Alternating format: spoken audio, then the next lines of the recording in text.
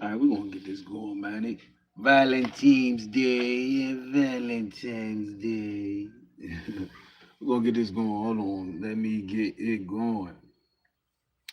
You know what I'm saying? Let me get it going. Welcome. What moves? I'm back. I'm back. That's right. All right. We back in this. We back in. What the is this? You know what I'm saying? Mm, this not mine. Ugh. We back in it. Let's see what's going on. Gotta put my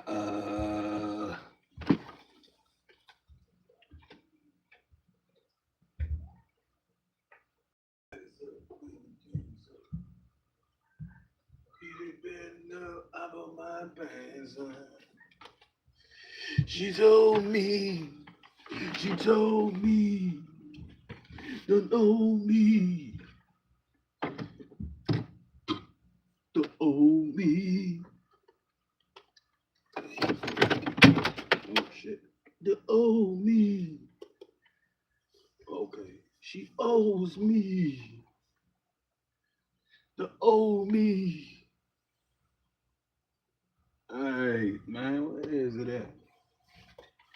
Who the hell I gotta fight with today? Who is it to fight with today? Who is it to fight with today, buddy? Who do I fight with today, buddy? Let's see.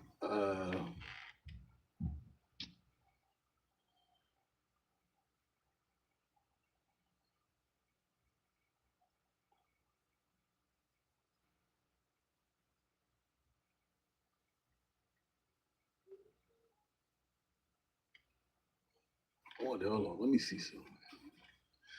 Easy.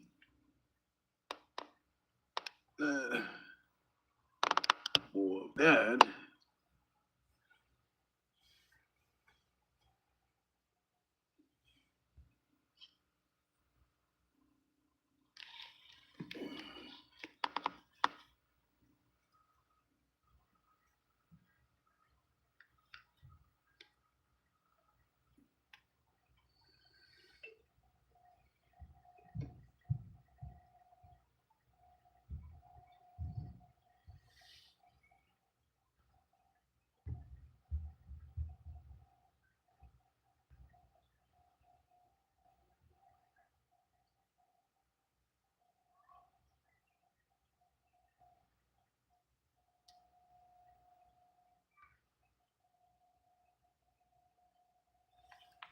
All right. Let me see.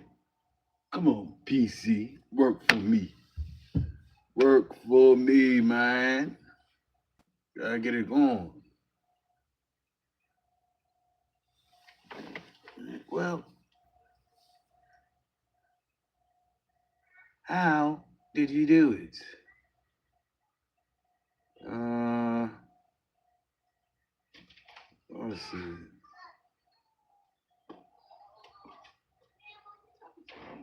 Uh, yeah. I thought I had another one. Hey, You drinking my shit? I thought it was mine. I thought it was mine. I thought I had another one. Now I ain't look at it. Give me a roll my shit up. Talking to who? Your mom. No, cigarettes.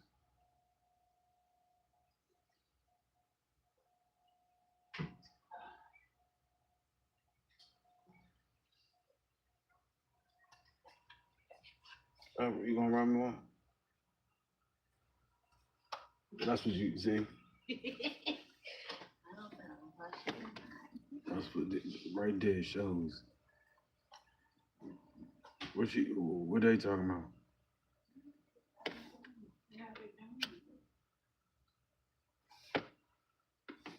Who called who? One called me and left a message.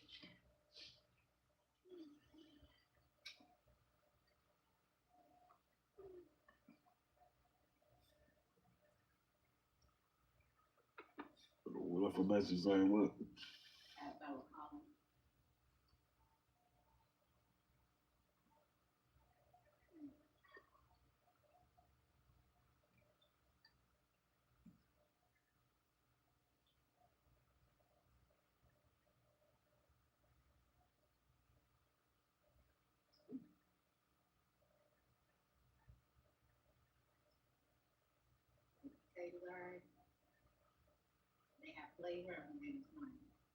It tastes like crab potato.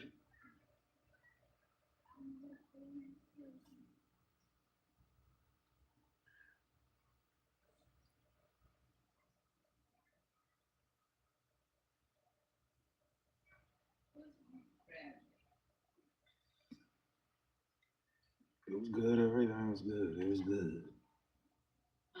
It was good. Is you gonna roll?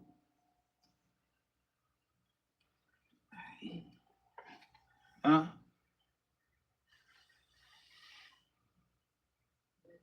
Where what at?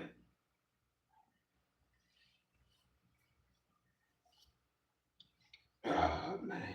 Fuck. Where's my other one, man? This computer ain't coming on.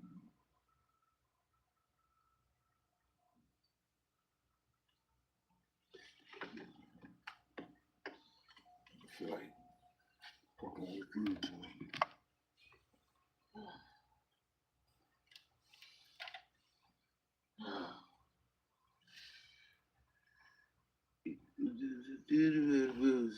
You playing with the boss.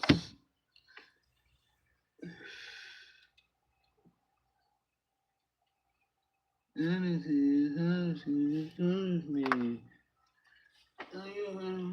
Jesus. Jesus.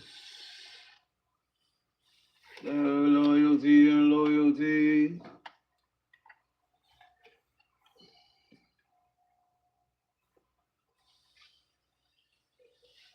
Uh,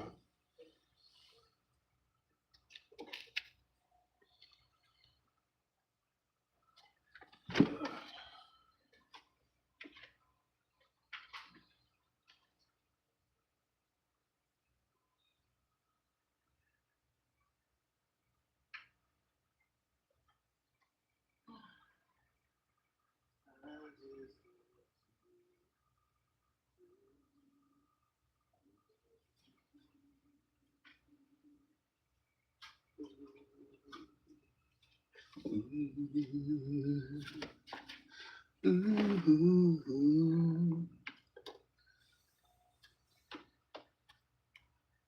I just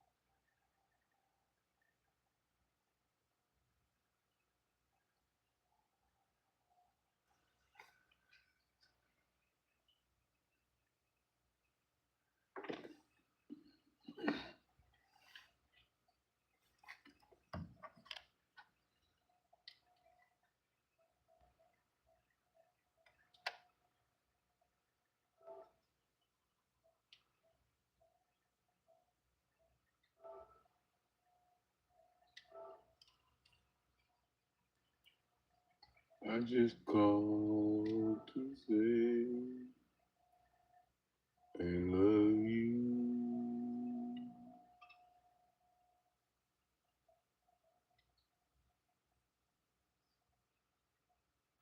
Folks, and how he laments that from time to time, which is why there's a concerted effort to reverse history, or at least our connection to it. And how do you do so? Because future generations, if you don't have access to stuff in libraries, if you don't have access to stuff in schools, if you don't have access to stuff online and beyond, guess what?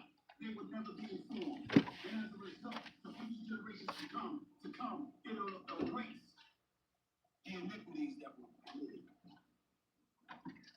by other folks in our society for decades, if not centuries. Everything that folks were lamenting about, he brings into play. When you talk about ICE and what's been going on in the streets of Portland, Chicago, Los Angeles, and most recently Minneapolis, and you hear people talking about how colored people are being stopped on the streets, how they're devoid of search warrants when ICE approaches them, and ICE agents don't have search warrants. When they're talking about not being allowed to wear masks because you've been wearing masks and hiding your identity, and you're alluding to the threats that have been exercised towards ICE agents and what have you, so that it's necessary. His classlessness and his insensitivity and the way he's been coming at people. This is an opportunity for us to veer away from politics and to touch on our humanity. Whether you're a Democrat, you're an independent, you're a Republican, you should abhor what we're talking about right now. Barack Obama and Michelle Obama as monkeys, as apes.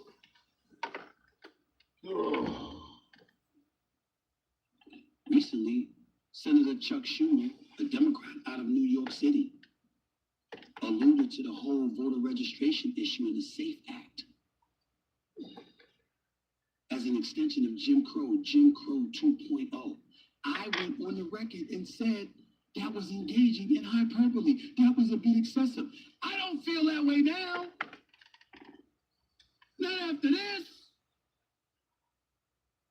He alludes to something, taking something that you're doing from a legal perspective and attaching racism to it. You was with And him. just days later, you validate his suspicions and his skepticism. Stephen. Don't let me get into the punk-ass approach that I'm witnessing right now, where we're saying, hey, it was a staffer, it wasn't him. By the way, a staffer who was anonymous. So it was somebody within your administration who's anonymous. Therefore, since we don't know their name, they don't get to be held accountable if it was indeed them. So for all we know, even if you weren't telling the truth, who's to say there would be ramifications for such a vile act? You didn't give us their names, so we don't know who it is, which means we don't know what's being done to them for making such an error in judgment. But for the record, speaking purely for myself and no one else, I don't believe your ass is one bit. There's no way that I believe for 1 second that this was some anonymous staffer. This president is waking up 4 in the morning tweeting or sending out posts on his Truth Social platform. Suddenly it's somebody else's fault? Yeah. Somebody else would make a mistake with a post so vile that stayed up for 12 hours. This is a president that gives you every impression he lives on the platform. He ain't off the platform for 12 minutes, let alone 12 hours. And suddenly we're supposed to believe otherwise. This is an opportunity for Democrats and Republicans, for American citizens on both sides of the aisle to come together and say, we don't want this shit. We want nothing to do with it. We don't want somebody like this representing us. This has nothing to do with politics. This has everything to do with decency, decorum, and looking out for your fellow men and women and understanding that there is a level of respect that they require and that they deserve. And we want our leaders to act accordingly. And anybody who doesn't fall in line with that, we don't want them, we don't need them, we don't want anything to do with them. This ain't about J.D. Vance. This ain't about Marco Rubio. Hell, this ain't about Kristi Noem or Pam Bondi or Kash Patel. We've had an abundance of people on this show from both sides of the aisle. We've had Governor Westmore. We've had Governor Josh Shapiro. We had Governor Spencer Cox. We've had Minority Speaker of the House, Hakeem Jeffries. We've had Madeline Dean, representative out of Pennsylvania. We've had former Senator Joe Manchin out of West Virginia. We've had Jim Jordan. We've had Chip Roy, both of them on the right. We've had Senator Lindsey Graham. We've had Tom Cotton for the Senate Intelligence Committee. We've had Ted Cruz. We've had Representative James Clyburn. None of them would do this. None of them. Both sides of the aisle. We're being fair here. We're being None of fair them would here. do this. Come on, man. It ain't had nothing to do It's with about our. one man. Let's talk about him one. Look, one man. A man that's in the White House. That's so What damn extra shit petty. you talking about? Not only is he pursuing, prosecuting individuals using law enforcement as his lengthy, strong arm of the law to persecute individuals he feels wronged him, from Letitia James to John Bolton to James Comey to Jack Smith, even to Don Lemon. A person that's doing that You voted for him, nigga. has also shown How how petty he can be time and time and time again. you voted He saw for the him. video, saw an opportunity to ridicule and malign a former president who he believes had everything to do with the whole Russian collusion case that he's had to deal with. And he tirelessly brings this stuff up. Same president who's got people mingling with the FBI, raiding voting offices in Georgia to find out stuff about 2020, to validate his proclamations about a rigged election, even though he's back in office 6 years later. That same guy is the guy in the White House, using his administration to tell you he had nothing to do with a post that has his fingerprints and his smell and his stench written all over it. He's smelling his stench. That's who we're talking about here. Nah, really. And that Motherfucker. same man Oh, must be universally condemned for having his platform associated with such an insulting, classless, despicable post that was on his platform for 12 hours. Anybody who doesn't speak against him on this is complicit. You're telling us what you think about Black people. Plain and simple. There is no way around this. This requires universal condemnation. Doesn't mean he's going to leave office. But it could mean that we need others in office during the midterm that aren't necessarily on the right, so more checks and balances can take place. And perhaps, dare I say, he'll be a bit more guarded from doing nonsense like this, because again, I believe he is guilty of this. Do I have proof? No. But I've told y'all on many occasions, if it walks like a duck and it quacks like a duck, it ain't a damn mongoose. yeah, what you? It's what it is. It's what you mean. His behavior, his tendencies, his rhetoric, You do the his same shit. petulance, his belligerence, all fall in line with what we're talking about right now. Do you want to be associated with that or not? It doesn't mean that you have to disagree with him about the economy, that you have to disagree with him about tariff wars, or border security, or safety in the streets, or his position on Russia and Ukraine, or his position on Israel and the Gaza Strip, and all of that stuff. It's not about politics. This is about decency that we require exists in the United States of America. And the President of the United States, once again, appears to be more indecent than the very people he was elected to lead. What y'all gonna do about it? What y'all gonna say about it? On Capitol Hill and beyond, I should just be one of millions of voices that's speaking against this kind of nonsense. Even if it is some White House staffer who made a mistake, which I don't believe it was him. I don't believe that for 1 second. But if it was, what's their name? Are they still working for you?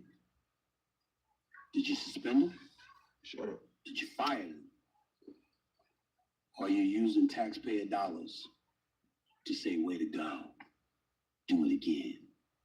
I love it. We suspect we know what answer to that question would be from the president. What about the rest of y'all? What about the rest of us? Think about that. I would tell you to enjoy your weekend. But how can you really after this kind of nonsense? So instead I'll say God bless. Hey, I can enjoy my And weekend. remember, in the end, Hey, no matter our how can you differences, enjoy your weekend after we're all this in kind this of together. nonsense? whether we like it or not, more is required from a man in that What you position. saying when you And going? more is required from anybody who can influence That it. nigga ain't hurt my I'm day. never letting something like this happen again, because as Donald Trump used to always say when he was starring in The Apprentice on NBC, the buck stops with him. He's the president of the United States. It happened, it was on his damn watch, even if it was an unnamed staffer, which I don't believe. It still comes back to him. Yeah, sure do. What y'all gonna do about it? What you gonna do about it? That's all I'm gonna say. That's it for this edition of Straight Shooter with yours truly. Yeah. I'll be back with more to say. I would say Monday, but who knows if some other BS happens that I feel compelled to speak about. Yeah, okay, You never know man. with me. Unfortunately, Shit. you never know with him either. Take Yeah, man. Yeah.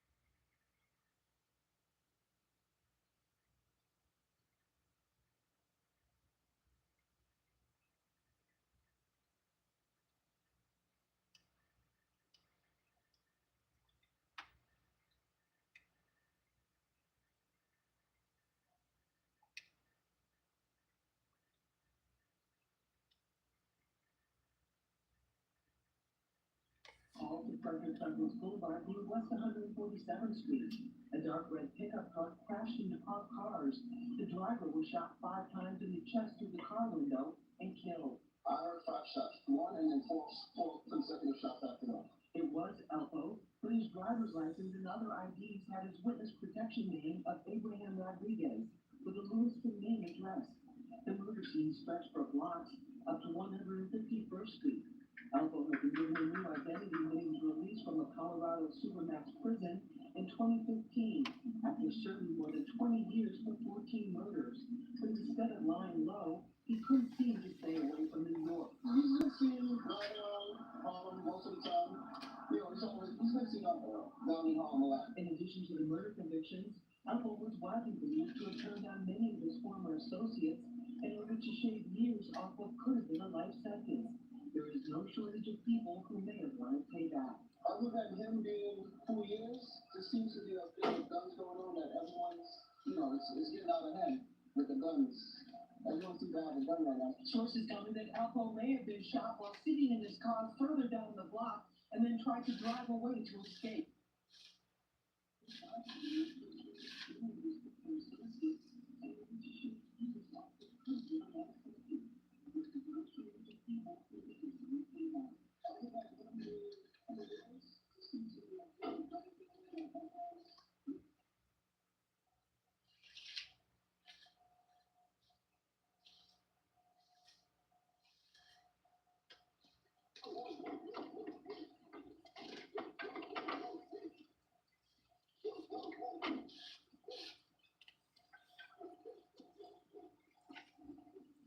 You got a call of a burglary here?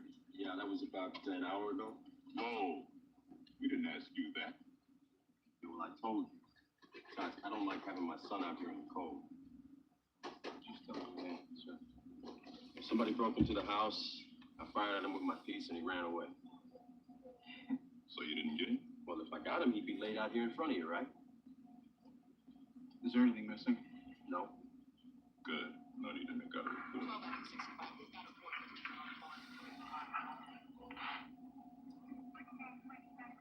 You know, it's too bad you didn't get him. Be one less nigga out here in the streets we have to worry about.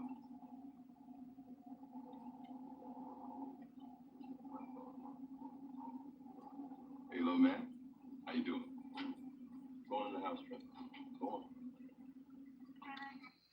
With arguably one of the greatest, if not the greatest living comedian, Chris Rock. Chris got slapped in the face at the Oscars by Will Smith, which was one of the craziest things I'd ever seen. Two of comedy's most fearless voices just joined forces to expose something Hollywood has been desperately trying to hide. Jim Carrey and Dave Chappelle didn't plan this collaboration, but when both men independently started revealing the truth about Will Smith, their words aligned in a way that sent shockwaves through the entertainment industry. This isn't just about the slap anymore. This is about what happens when two comedians who've walked away from Hollywood's machine decide they've had enough of the lies. And what they're revealing about Will Smith is far more disturbing than anyone expected. So before we dive into what Jim and Dave are exposing, let me set the stage for you. These aren't just random celebrities throwing shade. Jim Carrey is a man who walked away from a $20 million payday because he refused to compromise his values. For years now, talk show hosts, people on television, people in sitcoms, I'm sick and tired of the secrets and the lies. Secret symbol of the Illuminati. Dave Chappelle literally fled to Africa and abandoned a $50 million Comedy Central deal because he saw how the industry corrupts people. I wasn't walking away from the money. I was walking away from the circumstances with the newfound plateau. When these two men speak up about Hollywood dysfunction, you better believe they know exactly what they're talking about. And trust me, what they're saying about Will Smith is absolutely explosive. Let's start with what happened that made both of them break their silence. The Oscars. Moment that changed everything.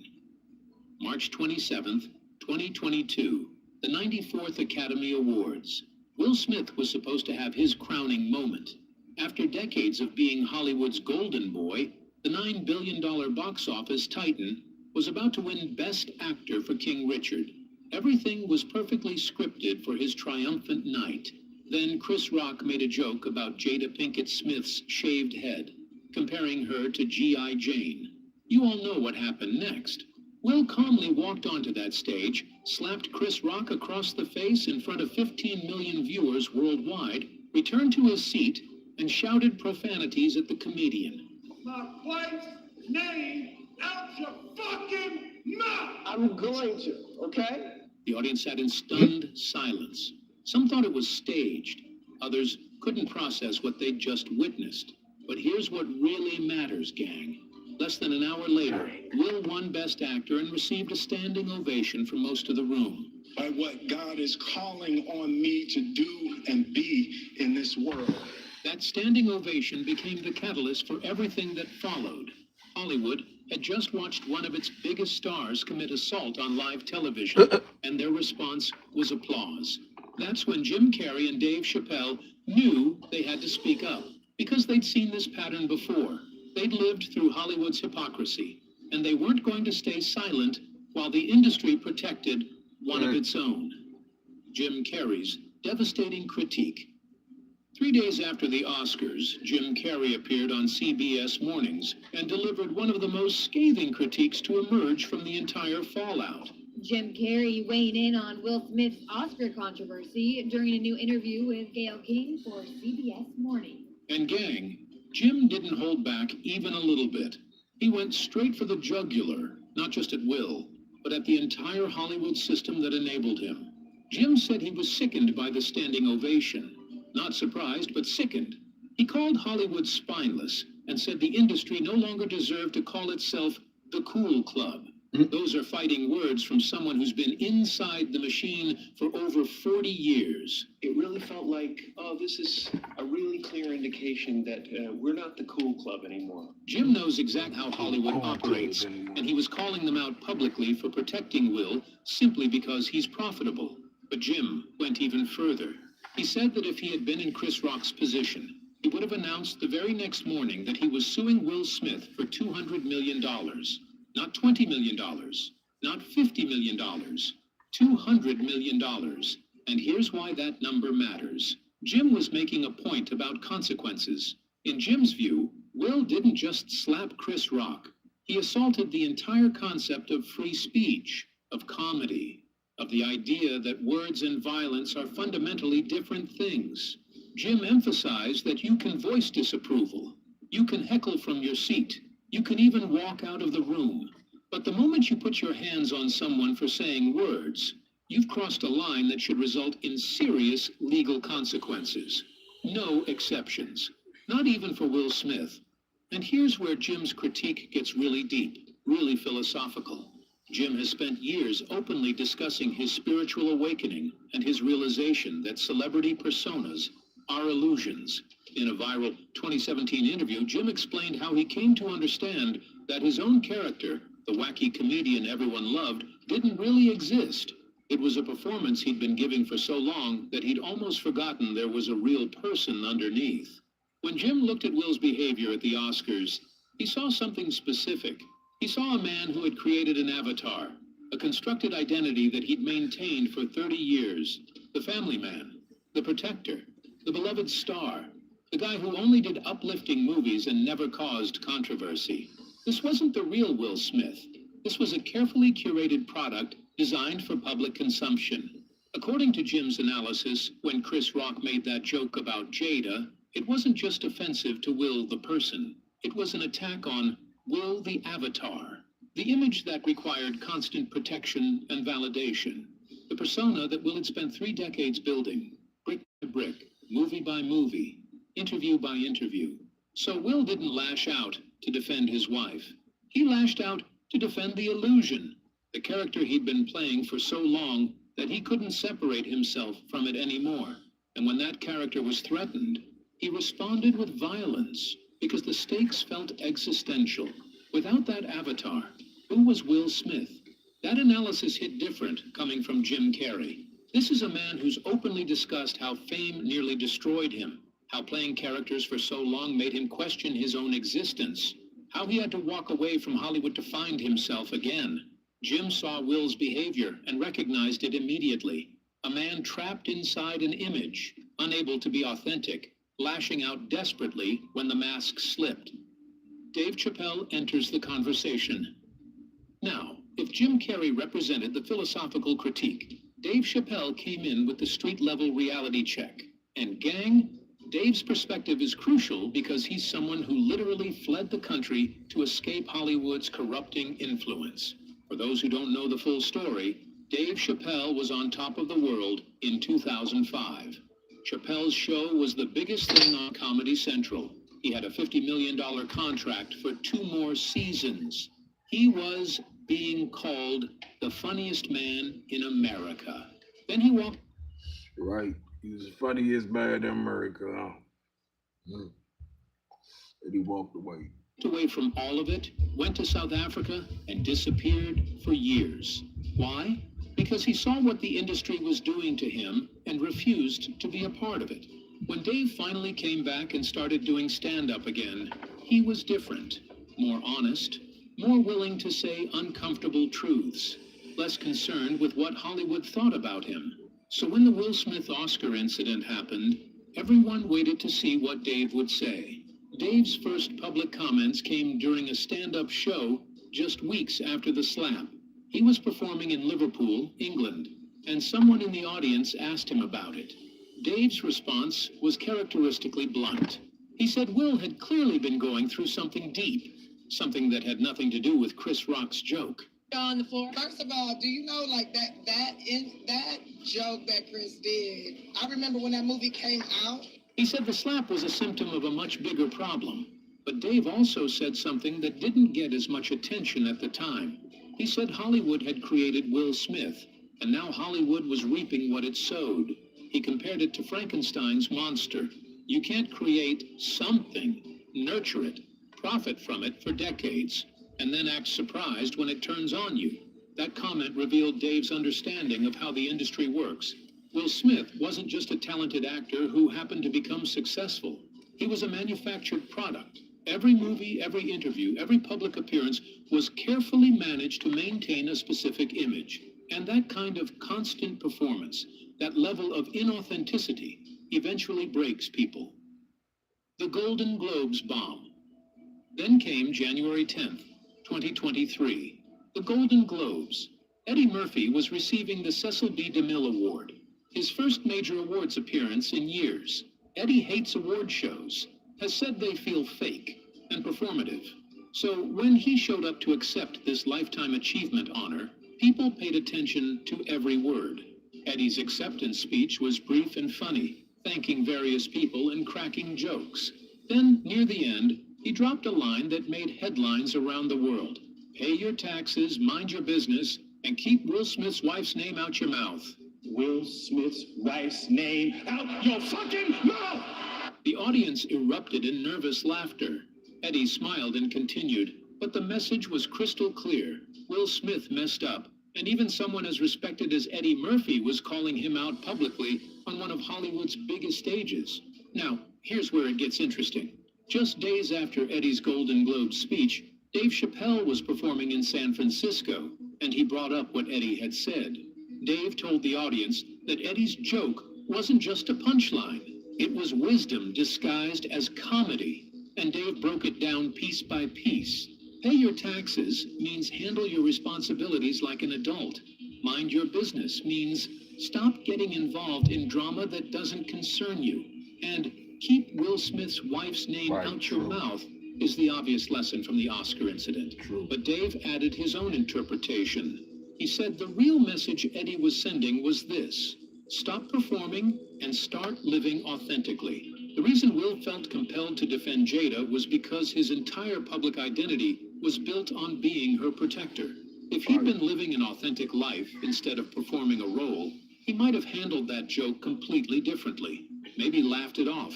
Maybe addressed it privately later. But definitely not with violence on live television. Dave then connected it back to his own experience. He talked about how Comedy Central wanted him to be a certain kind of comedian, to play a certain role. They've been heckling that man for a while. They trying to make it seem like he mentally broke down and all this shit. Yeah, fuck out of here. They've been heckling the man's Will Smith and Jada Pinkett for a while. They trying to get Will. He would have handled it a little different if he wasn't stuck in his role. He's stuck in his role, so he handled that like something else. Like, if you listen to the story, you'll be like, no, he handled it as a human being, somebody heckling his wife. He probably got tired of people talking about his family and him, so that was just the stopping point.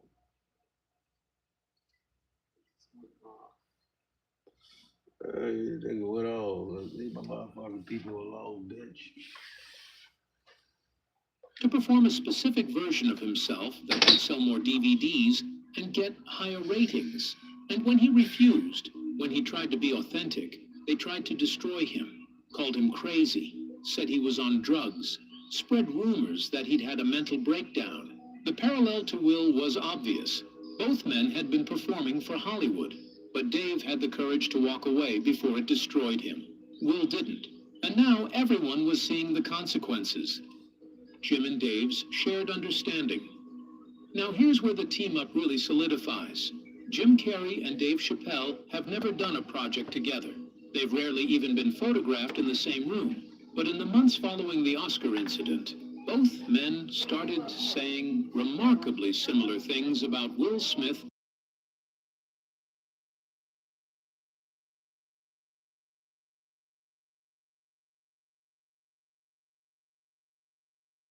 authenticity. He said the industry tells people, be this character we've created for you, and we'll make you rich and famous beyond your wildest dreams.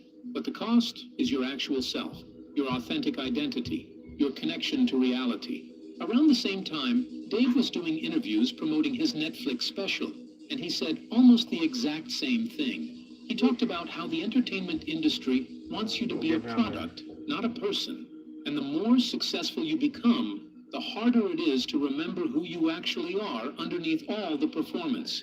Both men, independently, were diagnosing the same disease. Hollywood had turned Will Smith into a product, and that product had been performing for so long that it couldn't handle a moment of genuine human vulnerability or embarrassment. When Chris Rock's joke threatened the carefully constructed image, better than anyone. And Chris is a genius comic that has been doing it for many, many decades. The product malfunctioned violently. The Avatar theory goes deeper. Jim's Avatar theory about Will Smith became even more relevant when Jada Pinkett Smith started promoting her memoir, Worthy, in October 2023, because that's when she revealed something that shocked everyone. She and Will had been separated since 2016. Let that sink in for a second, gang. When Will slapped Chris Rock in March 2022, he and Jada hadn't been together as a married couple in any traditional sense for 6 years. 6 years. The famous Red Table Talk episode where Jada discussed her entanglement with August Alsina, that happened during their separation, even though they performed like they were working through it together. This revelation proved Jim's Avatar theory completely correct. Will wasn't defending his wife at the Oscars. He was defending the image of being Jada's husband, the character he'd been playing for the public. The Avatar had become more real to him than reality itself. Dave Chappelle addressed this during a stand-up set in late 2023. He said the Jada revelation was the saddest part of the whole situation because it meant Will had been lying to everyone, including himself, for years.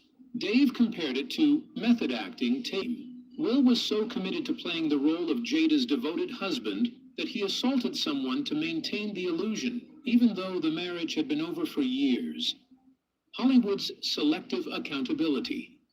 Both Jim and Dave have also pointed out the selective nature of Hollywood's accountability. Lesser-known actors have been canceled for much less serious offenses, while A-listers like Will get multiple chances to redeem themselves. Jim brought this up directly in his CBS interview. You do not have the right to walk up on stage and smack somebody in the face because they said word. He said that if an unknown actor had walked on stage and slapped someone on live television, they would have been arrested, prosecuted, and never worked in Hollywood again. But Will Smith committed assault in front of 15 million people and was starring in a major summer blockbuster just 2 years later.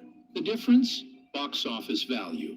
Will had generated $9 billion in ticket sales over his career. That kind of money buys protection. That kind of money makes the industry willing to look the other way, to minimize, to help manage the crisis, instead of holding someone accountable. Dave has experienced Hollywood's selective morality firsthand. He walked away from $50 million because he refused to compromise his artistic integrity, and the industry punished him for it. They spread rumors about his mental health. They tried to destroy his reputation. They made him an example of what happens when you don't play the game. But That's what Will they do. Smith That's what commits they do. assault That's on what they live do. television, and the response That's what is a they do. 10-year I'm still academy alive. ban and some I'm negative here. press. That's it. No arrest, no prosecution, no real consequences beyond some temporary embarrassment and a dip in his Q score. Both Jim and Dave are calling out this double standard because they've lived on the wrong side of it. They know how Hollywood operates. They know the industry protects profitable stars regardless of their actions. And they're not willing to stay silent about it anymore. The standing ovation that exposed everything. The standing ovation Will received when he won Best Actor remains the most damning piece of evidence for Jim and Dave's argument. And the Oscar goes to Will Smith! Because in that moment, Hollywood revealed its true values. Not integrity, not accountability, not doing the right thing, just protecting one of their most profitable assets. Jim called the standing ovation sickening. He said it proved Hollywood was morally bankrupt, a spineless industry more concerned with box office receipts than basic human decency. When you give a standing ovation to someone who just committed assault on your stage, you're sending a clear message. We don't care what you do as long as you keep making us money. Dave has talked about how the standing ovation reminded him of why he left Hollywood in the first place. Because the industry doesn't operate on principles. It operates on profit. And anyone who thinks otherwise is fooling themselves. Both men are using Will's situation to expose a larger truth about how entertainment works. The standing ovation wasn't about supporting Will as a person. It was about protecting the investment the industry had made in him. When someone has generated billions of dollars, you don't hold them accountable. You help them manage the crisis. You spin the narrative. You make sure they can get back to work as quickly as possible. Chris Rock's delayed response. It's worth noting that Chris Rock himself didn't immediately address the slap in detail. On Oscar night 2022, Will Smith slapped Chris Rock. He waited almost a year before doing his Netflix special, Selective Outrage, where he finally unpacked what happened and how it affected him. During that special, Chris made some points that aligned perfectly with what Jim and Dave had been saying. He talked about how Will's violence wasn't really about the joke. It was about unresolved personal issues, misdirected anger. A man who'd been performing for so long that he didn't know how to process genuine emotion anymore. Chris also refused to play the victim, which is interesting. He said he wasn't going to cry on Oprah. He said he wasn't gonna play the victim. Lawyer moves, make sure you hit them likes, man. Fuck them haters, man. You know what it is, man. Yeah. Will Smith smacked the shit out of Chris Rock. I seen that shit. That shit was crazy. That was a minute ago too. He smacked the fuck out. That was the beginning of all this shit. Like, he smacked the sense into entertainment and shit. Like, he smacked all the secrets out of the bag, ass nigga. Like. If y'all want to be mad at anybody, y'all better be mad at Will Smith. Will Smith smacked all the secrets out the bag and shit. Like, he started the whole shit. Like, don't be talking to my wife. Everybody just got rowdy after that, man. Shit got rowdy like Master P and that mother. They got rowdy. You know what I mean? They got crazy after that. This shit like a whole. That's why I just be sitting back waiting to finish this movie shit with this shit. Cause they be getting rowdy. Like, they got the movie going. Hey, I mean, make my own little movie to this shit. Cause this shit is rowdy. You know what I mean? Put my own spunk in this shit. This shit is rowdy. You get what I'm saying? Yeah. I mean, you got Nicki Minaj. She done sold her soul. You get what I'm saying? Shorty sold her soul, man. Look. You know what I'm saying? You got Rihanna with the bow and arrow. You get what I'm saying? Shit is getting crazy. You got motherfucking, what's his name? The dude that died, wife over here. You know what I mean? She getting, you know what I mean, prepped. You know what I mean? She getting prepped by Nicki Minaj. And Nicki Minaj getting prepped by her. I don't know. But this is what the fuck is going on. You know what I'm saying? Only in America. You hear what I'm saying? Only in America, man. Welcome to America. You feel what I'm saying? It all go down like this. You know what I'm saying? It's a glass of reflection of some shit. You know what I mean? We on it. Will Smith did smack the shit out of Chris Rock, though. He smacked all reality to entertainment. Yeah. He smacked all reality to entertainment. You know what I'm saying? He put the board on the table. You get what I'm saying? You know what I mean? And start moving the pieces. But when he smacked the shit out of Kid Rush Rock, everybody was like, damn, he too much into the game. You gotta smack him the fuck out of this shit. Like, had to smack him out. Like, he letting them smack. He tar me up. Go ahead, smack me. Go ahead, smack me. He probably was crazy. Like, he probably, like, smack me. Go ahead. You know what I mean? Fuck it. He probably was launching. He lost it a little bit. Zoned out. Way up there. You know what I mean? He probably was in a whole new world and shit. Have a nigga tied his ass up and smacked the fuck out of him a couple of times. Psh, nigga, wake up. Psh, wake up, nigga. Psh, psh, psh, wake up. And smacking him and shit. Smacking him the fuck around. And, oh shit, I'm back. I'm back. I'm back here. I'm here. Wait, what the fuck happened? What happened? Oh shit. What happened? Nigga, what was you? I was gone. I was in my whole new world. Oh, what the fuck Jada do? What happened? I smacked Chris Rock in the face. Oh shit. Yeah, nigga, you smacked Chris Rock in the face. Oh shit. I just smacked him in the face. Oh man. Damn, I thought we were still married and shit, y'all. We ain't even fucking married.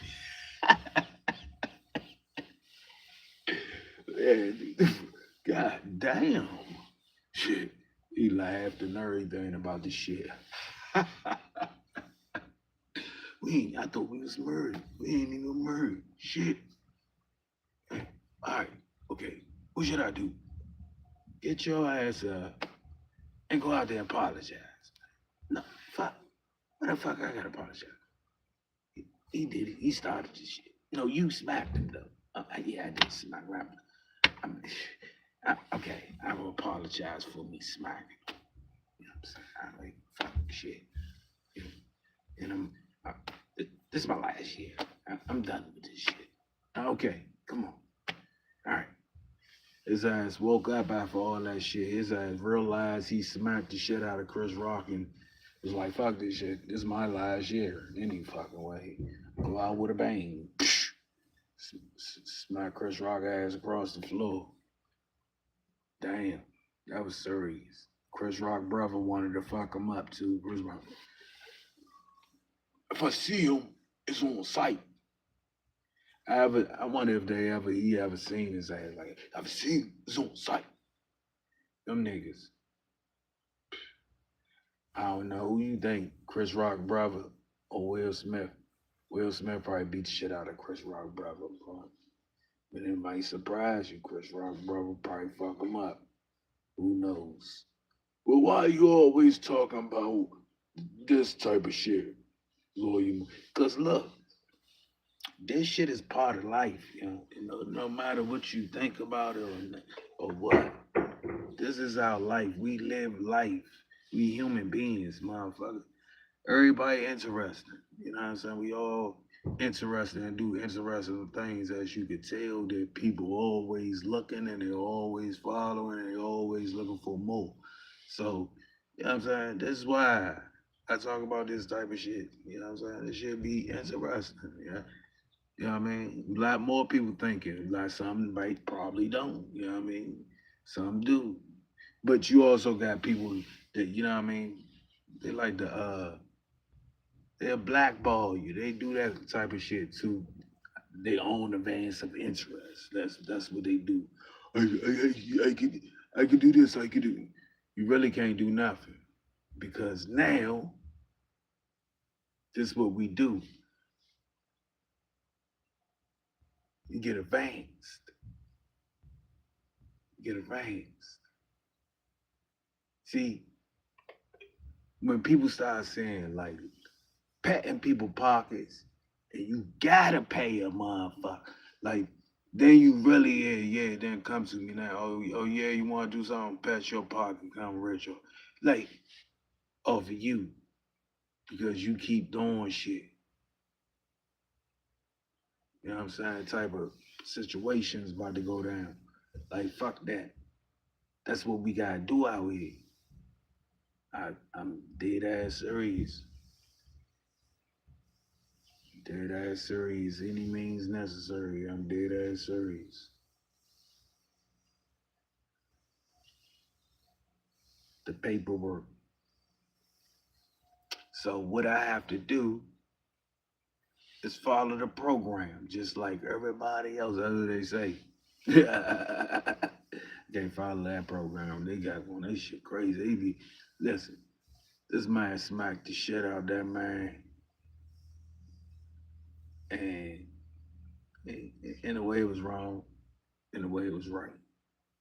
So we don't know that shit was acting. I mean, these motherfuckers be acting too much, man. These actors. Fuck, we supposed to be like, oh, it was real.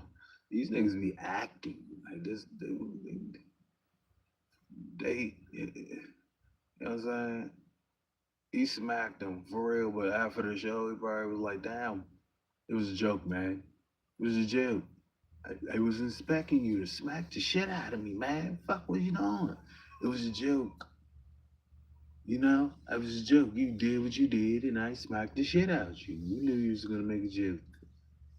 We was just gonna see how you was gonna act. Oh, okay. Stupid shit. Who knows? But that shit was the start of all the tricks out of the bag, right? Like Will Smith smacked motherfucking Chris Rock, and we here now, type shit.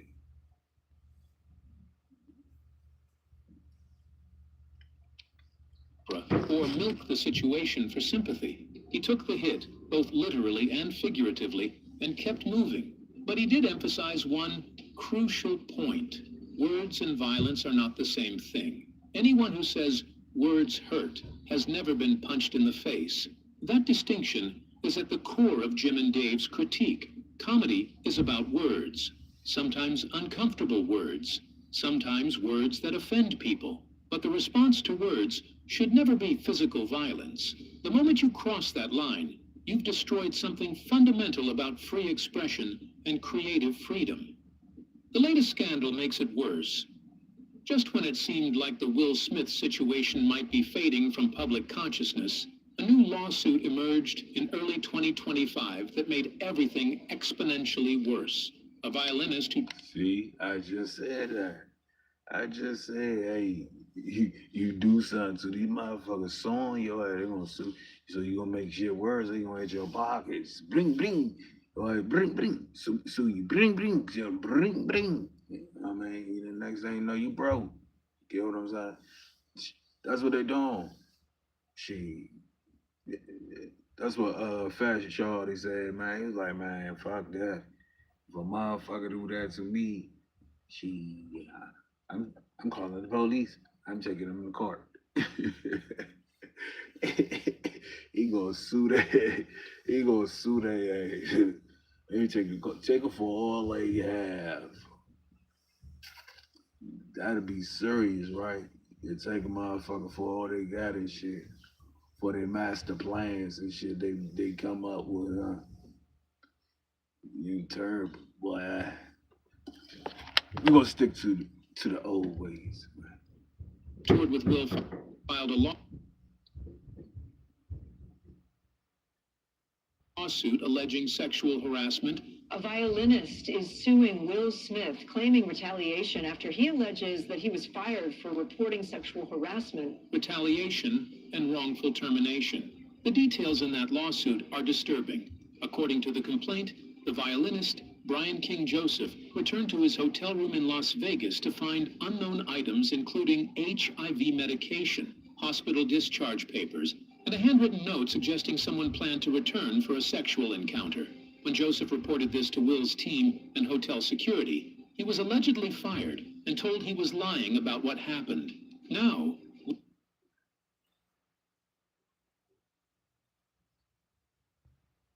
What the?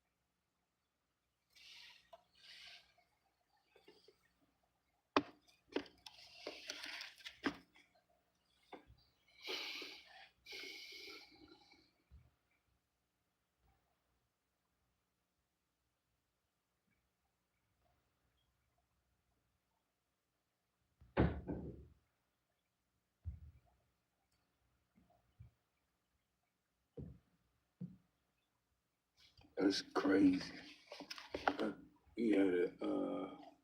Will's legal team has strongly denied all allegations and called them baseless and reckless, but the timing couldn't be worse.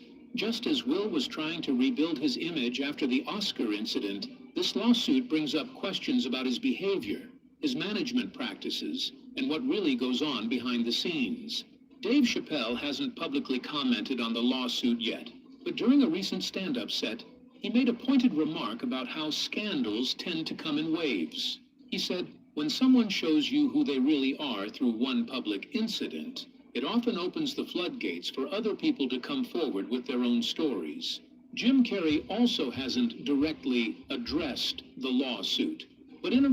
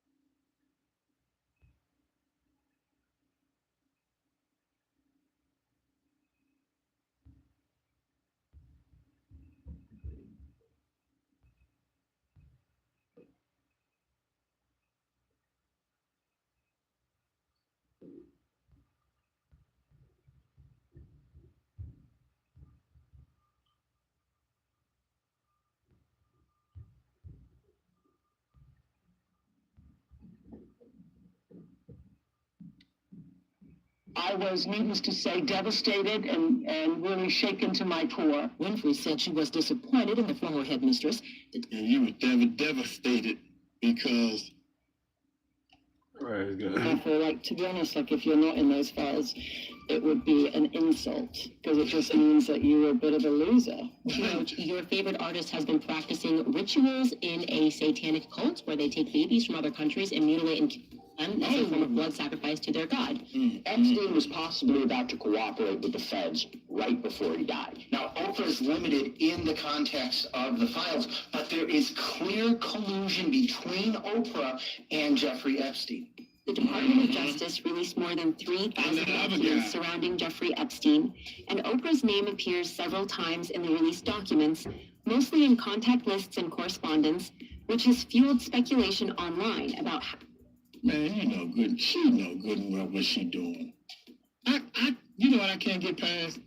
How you gonna, you all in the mix of all this stuff. Y'all know how the grapevine run. The grapevine runs for the big people like that too. And you don't know nothing? Absolutely nothing? Jeffrey Epstein, and Oprah's name appears several times in the released documents, mostly in contact lists and correspondence, which has fueled speculation online about how well they actually knew each other. From pictures of Oprah with Epstein to their emails made linked to her involvement, in this video, we're going to look at Epstein files and find out if Oprah is really connected to all of this. Here we go. Oprah's name appears in the Epstein files many times across court filings, emails, contact lists, and testimony summaries. Just being mentioned doesn't mean she's guilty, but it may not be a coincidence, especially when you keep in mind all the rumors about her circulating online over years. Critics online have questioned why certain powerful names keep appearing around Epstein's network, even though being listed doesn't... Sheesh. Them and these Epstein files is killing them. They're killing it. They're killing the internet. Killing the everything. Killing the flowers. Doesn't mean involvement in any crimes. Some observers argue that high-profile friendships like hers may have unintentionally helped normalize Epstein socially. Emails suggest Epstein hoped to rebuild his reputation through media connections, including people with major platforms like Oprah, although some say the emails are fake. To understand if Oprah was really helping Epstein, we need to go all the way back to 2007. Around this time, Oprah launched the Oprah Winfrey Leadership Academy for Girls in South Africa.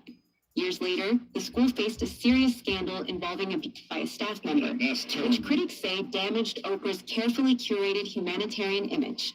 That same year, reports of young girls disappearing started to come out. Before long, a female dorm matron was accused of physically and sexually abusing students. More than 15 girls came forward with complaints of mistreatment. Some students later questioned how much leadership knew at the time, though no evidence ever showed Oprah personally knew about the abuse. The trial of a former dormitory matron charged with abusing 6 students at Oprah Winfrey School.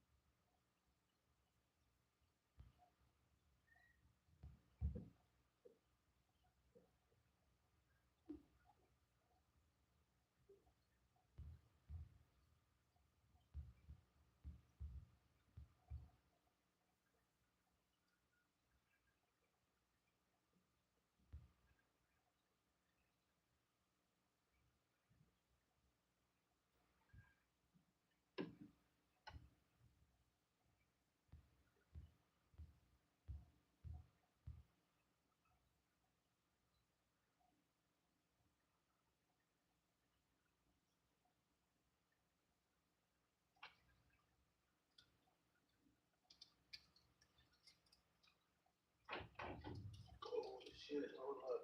It's cool. It's cool.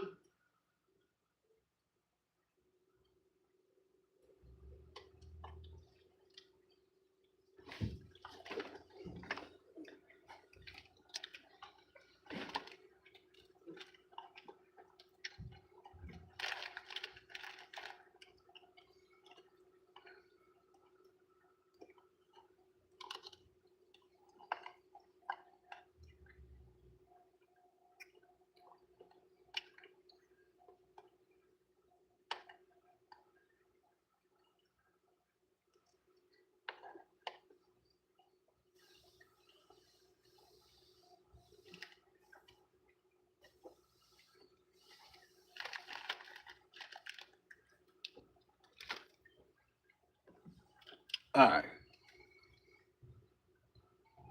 Who is that? Go ahead. For girls in South Africa is resuming. Prosecutors say former dorm matron Tina Virginia Makopo tried to kiss and fondle the girls. She's also accused of kicking and hitting some of them. Makopo pleaded innocent to 14 charges of indecent assault and criminal injury in South Africa. 14 of them? Come on, y'all. Are y'all serious? Yeah, that's certain. Out of 14 charges. Bullshit. I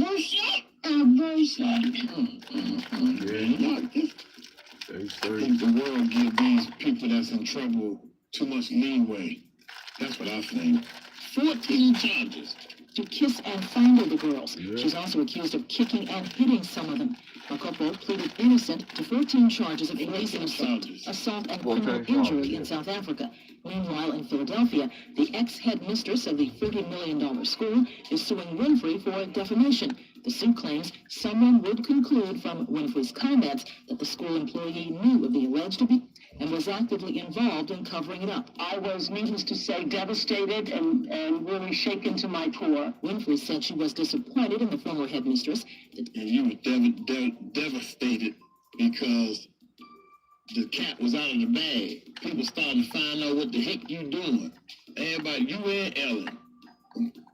Ellen left the country. She's supposed to be on her way back, y'all. It's safe.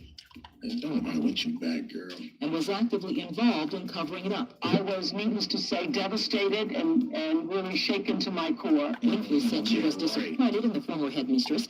The TV talk show host also made comments about students who felt there was an atmosphere of repression at the school. And I spoke to all the girls personally, and I encouraged all of them, any of them who had actually been harmed, to please come forward.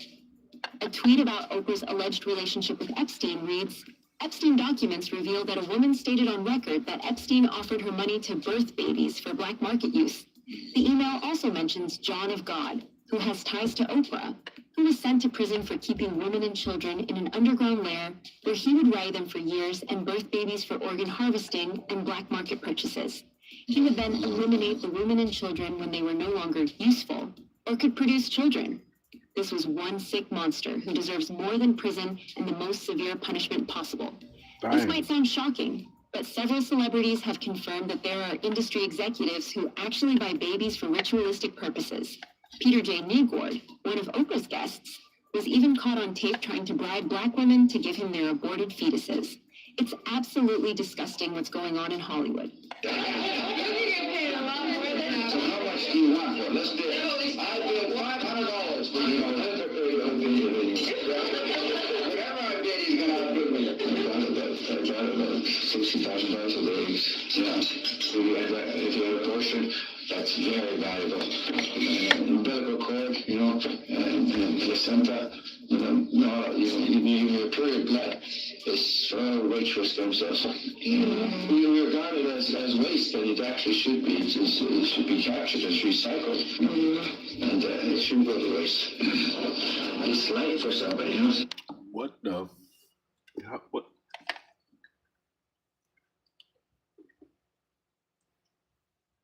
What the hell did I just hear? Did I just hit his mind and say he want to pay for if any of them have a baby He'll pay for the placentia. Ability code. Oh man, in the blood. Yeah, it's like but no, the best things are the 60s. They looking like they want to say so bad. They want to say they looking like what the hell is she talking about? If she can go to waste. I cannot believe. You know what the problem is? I got the fuck about it. Take back. I think rich people do need to pay more money in taxes. They got too much money. That's what the problem. They don't know what to buy. You can buy anything. When you're trying to buy a car, when rich folks try to buy a car, they can buy the whole car dealership. You know, when they want to buy a plane, they can buy the whole daggone airline. They got too much money. Right. So the super duper rich, they need to pay 3 times in taxes because they got too much money trying to buy human umbilical cords. They buying all kinds of shit. Look at their face. But no, the best things are the 60s. Those are the best things. They like they want to get the fuck about it. You may not be our top. No, that's fine. I'm going with my business anyway. Using stem cells and blood from other people, especially children, is far more common than you might think. After news that Jeffrey Epstein was f***ing kids broke out, Nicki Minaj actually tweeted what she had learned from her time in the industry. She didn't name names directly, but it doesn't take a genius to the same elite circles now appearing repeatedly in the Epstein files. Here's what Nicki Minaj had to say. She wrote, "Your favorite artist has been practicing rituals in a satanic cult where they take babies from other countries and mutilate and kill them as a form of blood sacrifice to their god. You see, when your master is Satan, you must constantly shed blood. However, the jig is up." And yeah, she's not the first person in Hollywood to say that. I just don't know how much could be in our face anymore before we wake up and realize these people are ruling over us, and they win when we're fighting with each other. That's just the reality. I really don't see how you can have a ton of success in Hollywood and not be in the club, because Hollywood was founded upon this. I just don't really care what you call me. It's time for everyone to wake up. Everything boils down to one question. What was Jeffrey doing with the children he was trafficking? This question has 2 different answers depending on who you ask. Man, hold up, y'all. I'm sorry. I know y'all keep saying it. Oh, like, he's stopping too much. But you can look at the legs, even though they got it redacted out. I hate when they do that. Okay, watch this. Wake up. Everything boils down to one question. Okay. What was Jeffrey doing with the... Yeah. You can see Jeffrey with the watch on, but that's a younger person. You can tell by the legs, man. That is a young person. Ain't no adult. Oh, my God. I don't know, man. I'm just assuming. They know. Hollywood was founded upon this. I just don't really care what you call me. It's time for everyone to wake up. Everything boils down to one question. What was Jeffrey doing with the children he was trafficking? This question has 2 different answers depending on who you ask. Some of Epstein's victims actually came forward and testified about how Epstein was trying to run some kind of messed up baby farm at his ranch. The statement given by the victim reads, Epstein told scientists and businessmen about his ambitions to use his New Mexico ranch as a base where women would be inseminated with his sperm and would give birth to his babies. Mr. Epstein's goal was to have 20 women at a time impregnated at his 33,000 square foot Zorro ranch in a tiny town outside Santa Fe. For Epstein, this wasn't about pleasure at all. Epstein was obsessed with eugenics, genetic engineering, and breeding his own lineage. And he wasn't talking about this in secret basements. He was hosting dinners, lunches, and conferences with some of the most powerful scientists on Earth. This even led him to research designer babies. He wanted to breed the perfect human. In the Epstein files, it literally shows emails that Jeffrey Epstein was creating designer babies. I really want to know why we haven't heard the DOJ talk about this, especially since some of the survivors said that this happened to them in Jeffrey Epstein's New Mexico property, Zorro Ranch. How I found out that he was working with another person to create these designer babies is because I saw him ordering a lot of 23andMe kits, and he was sending them to a lot of different people as gifts. In this email, he was sending some to Woody Allen and his adopted daughter at one point in time, who is now his wife. I started to see a lot of emails in the Epstein files of people saying that they were pregnant to Jeffrey Epstein, or even alluding that he had actual children. Like this email in 2011 to Jeffrey Epstein, and it appears to be from Sarah Ferguson. And it said, "You have disappeared. I didn't even know you were having a baby. It's so crystal clear to me that you were only friends with me to get to Andrew. And that really hurt me deeply, more than you will know. Congratulations on your baby boy." And this email in 2006 from Glenn Dubin to Jeffrey Epstein.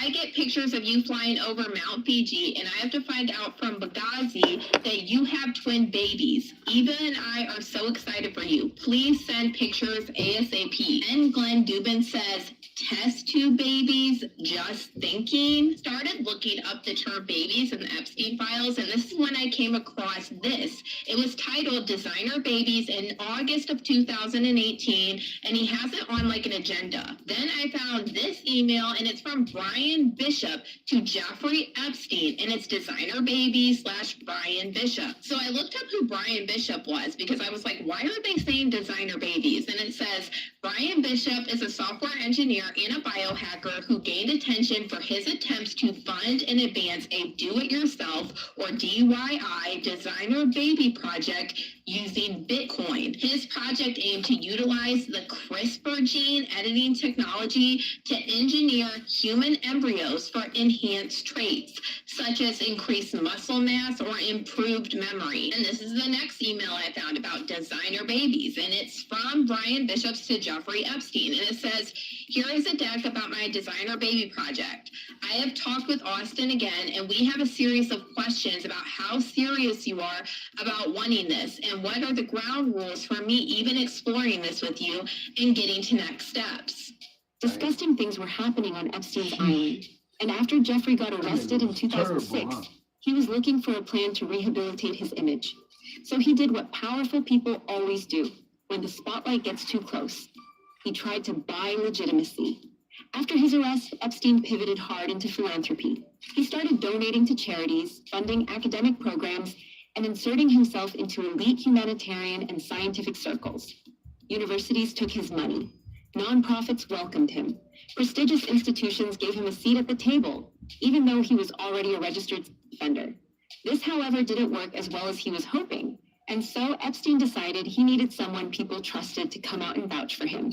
Let's talk about Oprah. Now, Oprah is limited in the context of the files, but there is clear collusion between Oprah and Jeffrey Epstein. What do you mean? Well, Sarah Ferguson, yes, the Duchess of York, she is involved with Epstein, and she is involved with Oprah. Let's talk about this specifically. Sarah sent Epstein an email saying, "I want to make sure you're aware I'm going on Oprah tomorrow, and she is going to ask me about my debts, the entrapment of last year, and the press about you in January." It'll be quick and at the top of the show, all of 10 seconds, a very small piece. However, I just wanted to make sure that you are aware of this and seek your advice on how you want me to answer. It will be a tiny piece. This is straight up collusion. This is Oprah passing through a message to Epstein. And you know what? Jeffrey responded to Sarah with the answer that he was supposed to give. Jeffrey was unfairly characterized as a pedophile by the tabloid press. Many years ago, Jeffrey pleaded guilty to soliciting underage prostitutes. He paid his debt to society and has sought forgiveness. I have nothing more to say. This was in 2011. This is clear collusion between Oprah, Sarah, and Jeffrey. Keep in mind that Oprah has been friends with convicted offender that has been exposed in the entertainment industry. Harvey Weinstein, R. Kelly, Sean Diddy Combs. Oprah was friends with some questionable people, and I think if it's happening every single time, it's a pattern. Harvey Weinstein was celebrated in Hollywood for decades, and Oprah defended him publicly. Now, if you know all these people, Diddy done did all kinds of stuff and went to jail. Weinstein done did all kinds of stuff and went to jail. But you don't know nothing? Oh, come on, man. Come on, man. That's bullshit. That's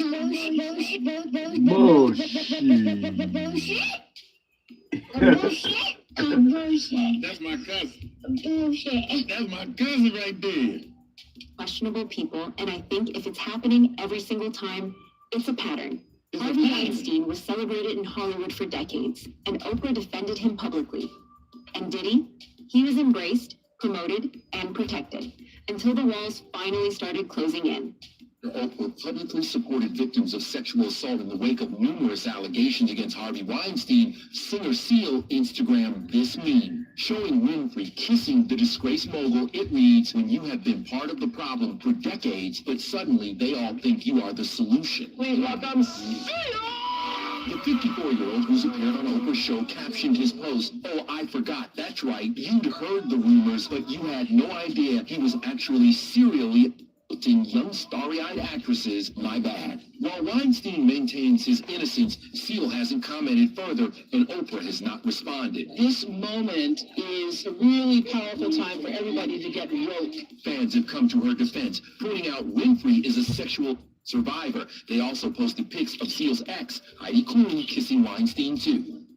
As long as people are making money in Hollywood, they don't care what the kids are going through. You get paid millions of dollars for your silence, and they literally buy you to keep you in control. These predators trap other celebrities by offering them huge amounts of money, and if you accept, you end up falling under their control. You get paid millions, not just to perform, but to look the other way, to stay quiet, to stay obedient. That's how the system works. Critics argue that Hollywood's power structure often protects insiders, allowing some figures to thrive while controversies get brushed aside. A few years ago, Chappelle has said he turned down a major deal because he didn't trust the industry's expectations, a decision some fans now see differently. After Dave said no, Oprah made fun of him. He was mocked, dismissed, labeled difficult. For years, people laughed at his decision. But now, with everything we know about how power operates in Hollywood, many are asking whether Dave saw the trap before it closed. Because when someone refuses the money, refuses the silence, refuses the control, they don't just walk away from a contract. They walk away from the system. At the time, no one realized why Dave was doing this, but now everything is becoming clear. It was completely outside of my frame of reference. I've been in show business since I was 14, and I've heard the stories of what happens, and I've seen these kinds of things play out in front of me. Okay. When you say you heard the stories, what do you mean? What stories? I mean, you see before, look, Mariah Carey made a $100 million deal, and 3 months later, she's all of a sudden mysteriously crazy. Or Martin Lawrence punches through when he's waving a gun on the street screaming, they're trying to kill me. Yeah, we hear those stories. And it always happens around the time of their career where it seems as though they're crossing over the next plateau. Yeah. Would you say you lost your mind, sort of? Sort of. No. Not exactly. Okay. I wasn't crazy, but it's incredibly stressful. Yeah. And I felt like in a lot of instances, I was deliberately being put through stress.